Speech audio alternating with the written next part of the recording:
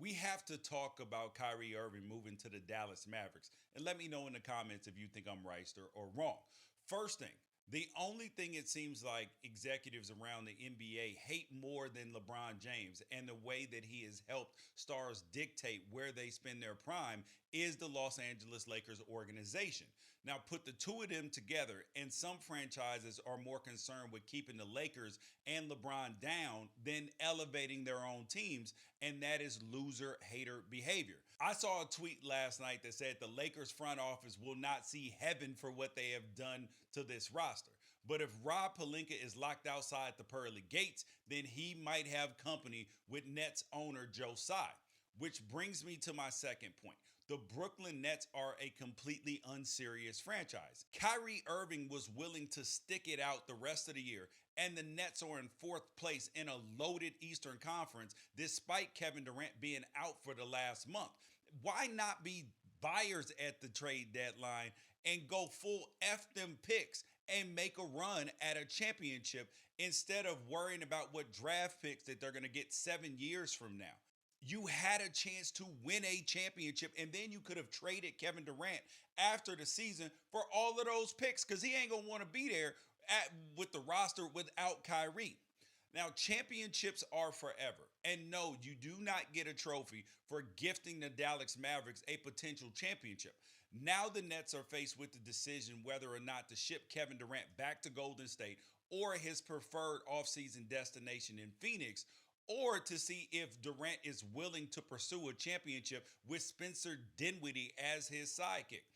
Third, it looks like we're going to finally figure out what's up with Luka Doncic because his usage rates are absolutely off the chart, and nobody has ever won a championship with usage rates that Luka has.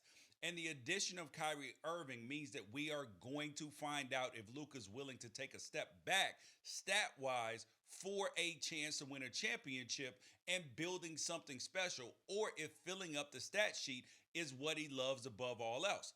And what makes us actually think that the combination of Luka and Kyrie will work? Because we just saw this in Brooklyn with him and James Harden. And how did that work out? I know that there were some injuries, but it didn't work. Is Luka Doncic not the more likable version of James Harden? High usage rate, dribble, dribble, dribble, kick out, not super involved in the offense when they don't have the ball. And James Harden, though, he has a propensity to be in the strip club throwing dollars, and even when they lose in the championship, and that's why Luka's a little more likable. And on some level, though, I love Mark Cuban putting Luka in this situation early in his career, because this is going to be a pressure cooker. I liked Jalen Brunson when he was with the Dallas Mavericks, but now he's with the Knicks. Spencer Dinwiddie is with Brooklyn. Both good players. But assuming that Kyrie actually shows up for games and doesn't lock himself in the sixth floor of the Texas School Book Depository demanding answers about the JFK assassination, he is going to be the best teammate that Luka Doncic has ever had. And the whole narrative of Luka doesn't have any help has officially gone out the window. At the end of the day, I still don't think that Dallas has enough depth or dependability to win a championship this season. And I still think and believe that the Nets were more concerned with Kyrie not getting what he wanted and going to the Lakers than they were about making their team better for this season. I still think the Suns, who tried to be in on the Kyrie Irving trade as well, know that their aging and infighting roster has closed their championship window, hence why they were willing to trade Chris Paul. And I don't think, actually, I know that the Clippers were only trying to get involved on the Kyrie trade because they are fully aware of their status as championship pretenders.